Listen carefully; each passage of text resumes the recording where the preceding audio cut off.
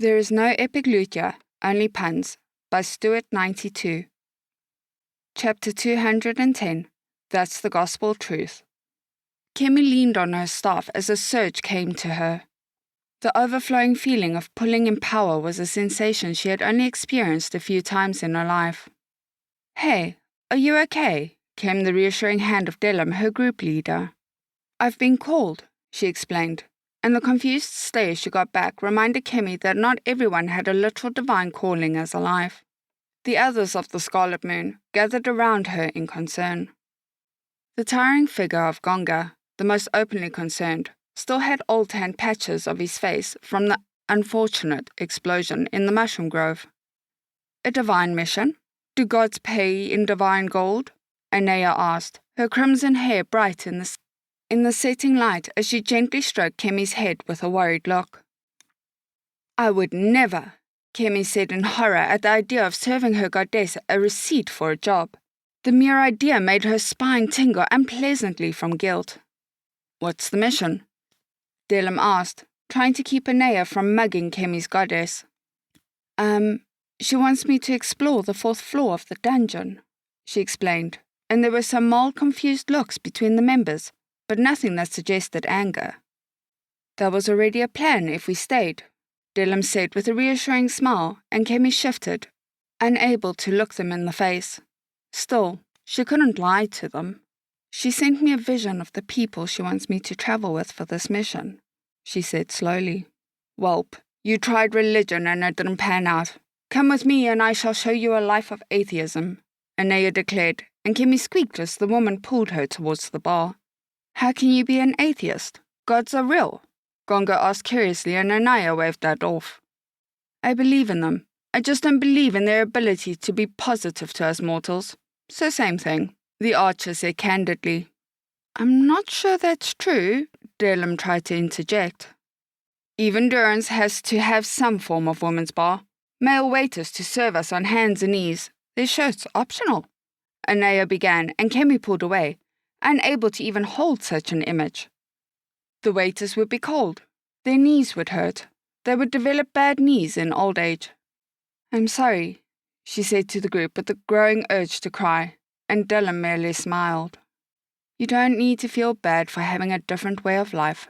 We can even make it a game," he said, and Anaya turned, looking interested now as Gonga lit up.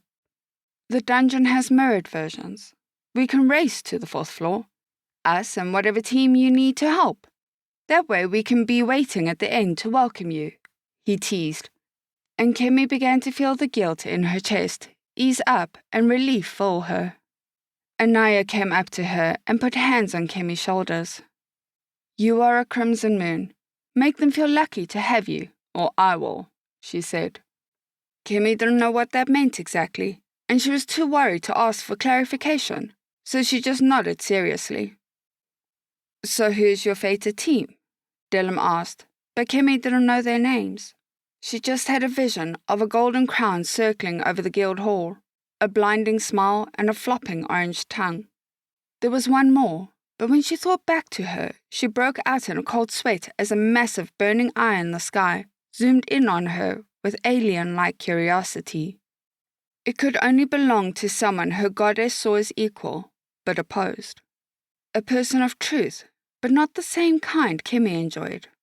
Someone who would be a challenge to recruit.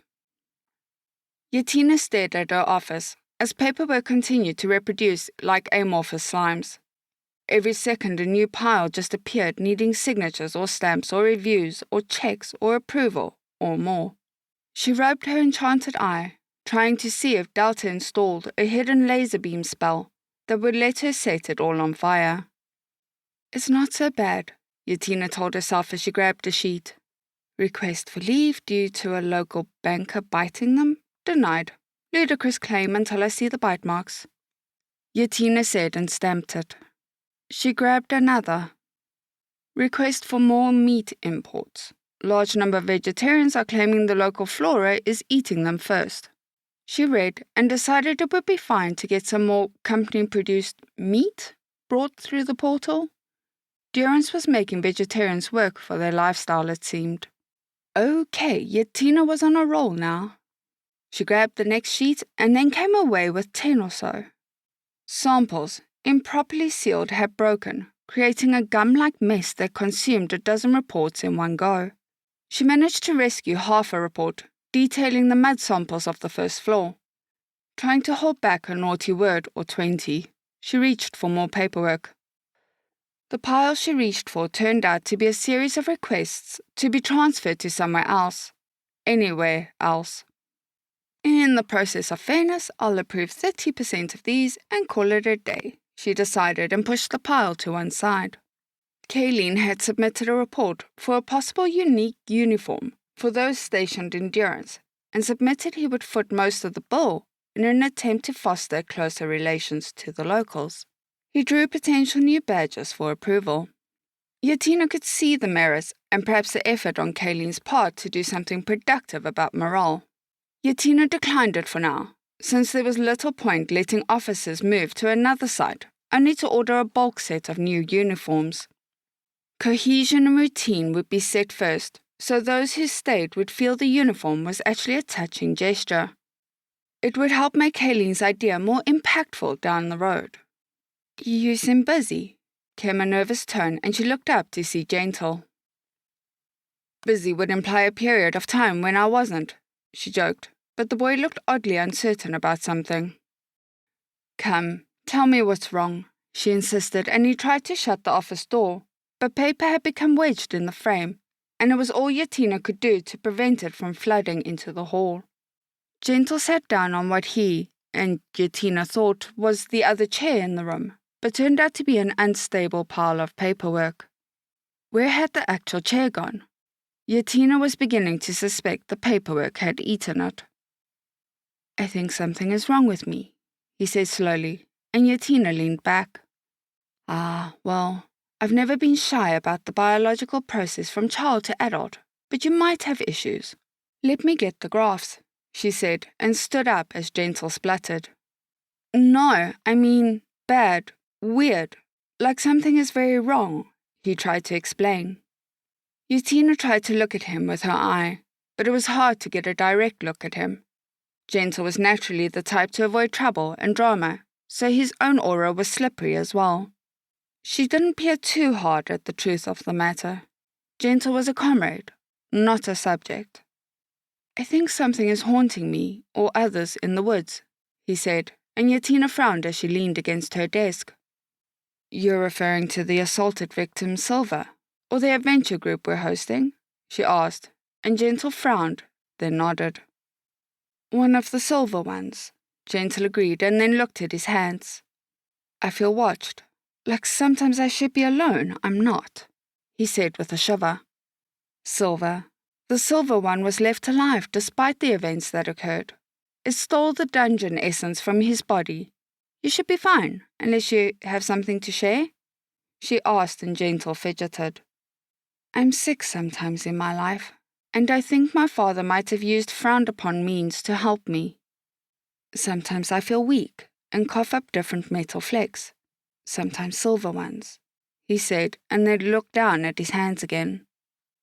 "What if that thing that attacked that man was drawn here because of me?" he asked with worry.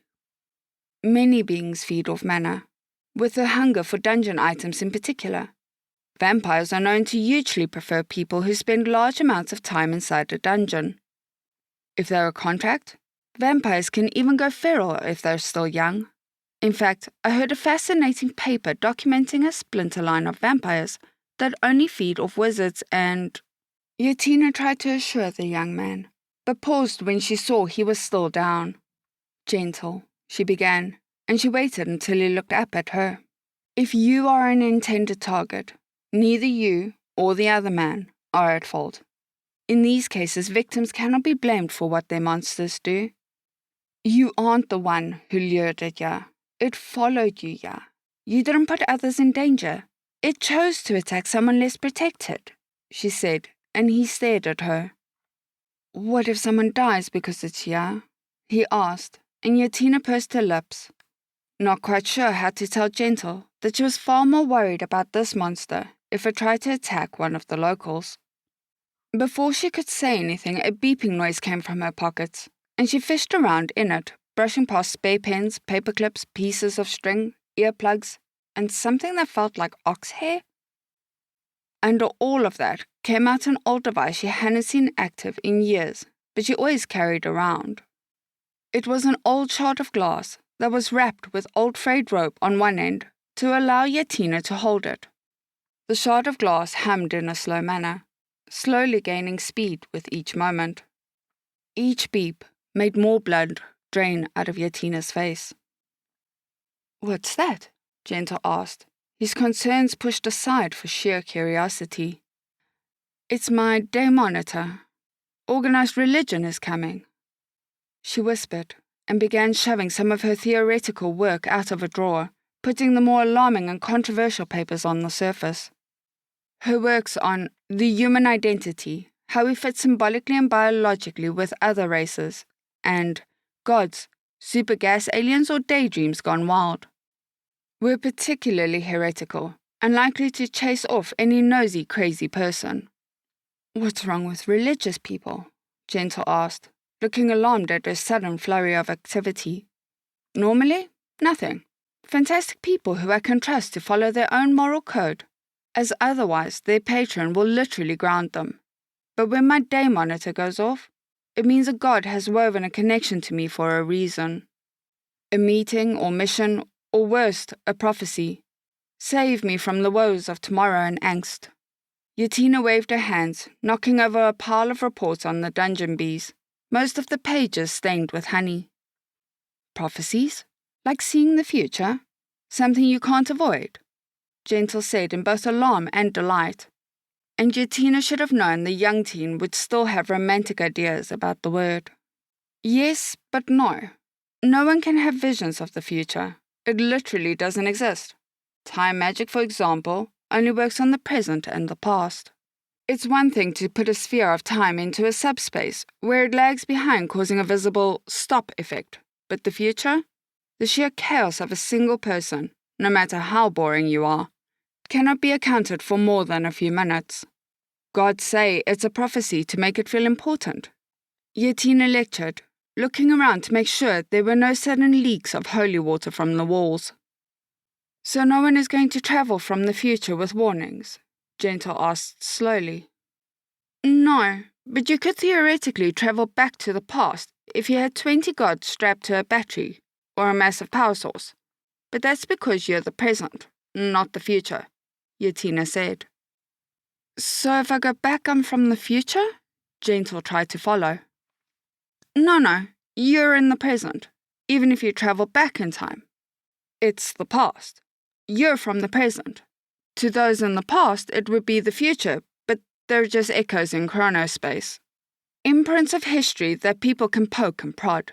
It's not truly going back in the past, because no matter what you do, the past cannot be changed, because the past is gone." Yatina lectured, and Gentle put his head in his hands, looking lost. "What was I doing?" Yatina muttered to herself, as there came a soft knock on her door. "Excuse me, I'm looking for Commander Yatina," a polite young woman asked, looking mildly radiant as if there were a higher power just out of sight. There was a long pause as the girl looked at Yatina and Gentle, as they stayed back silently.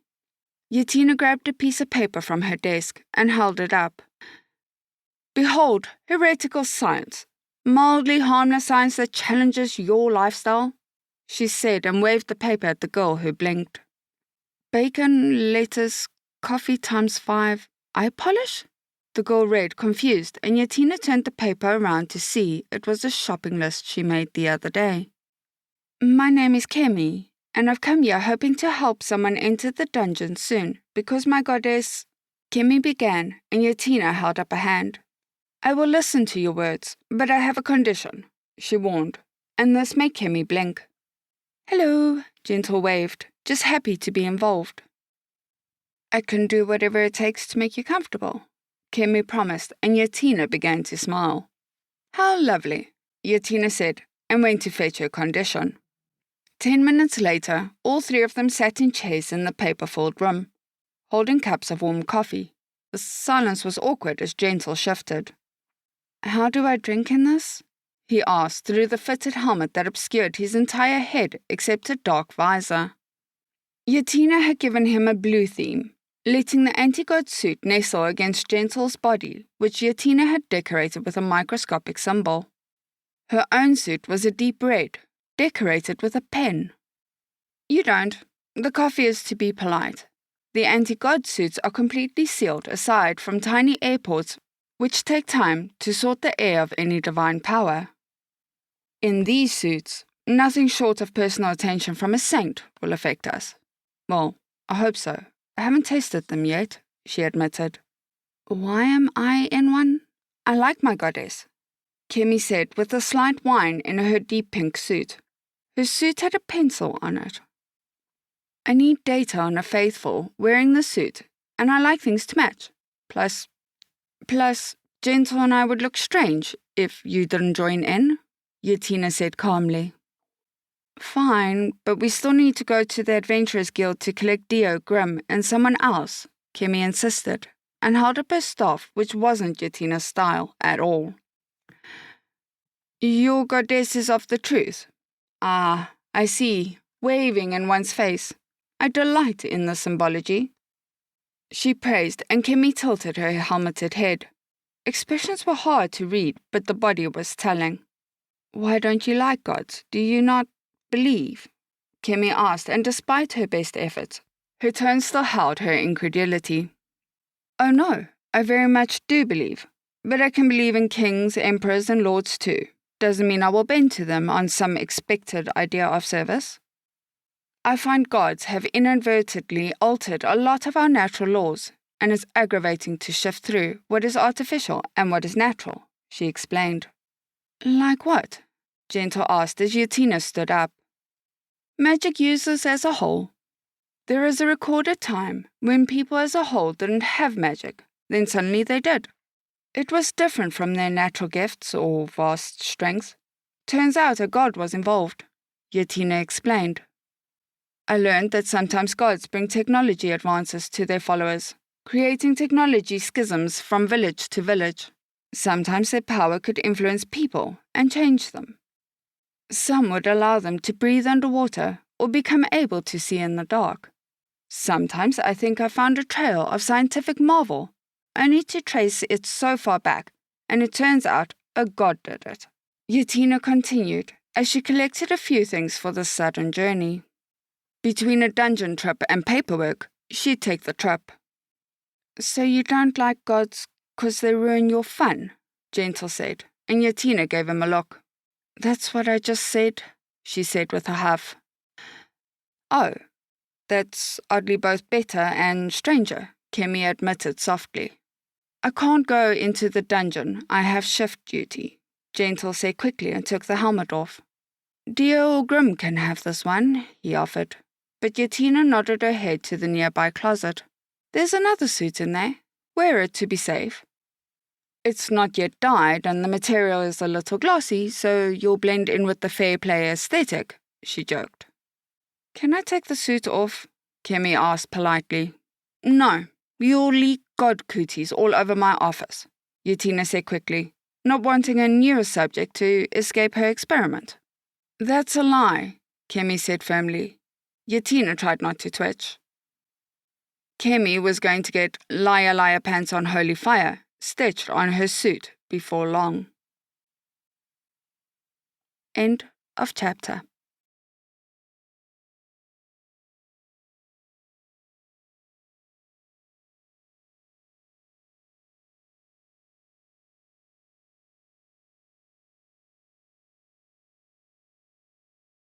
I'd greatly like to thank our Tier 5 channel members, Caspar Arnholt, John Creighton, Manatharia, 050, Dragzoon WRE, and Elijah Silvercross. Thank you very much.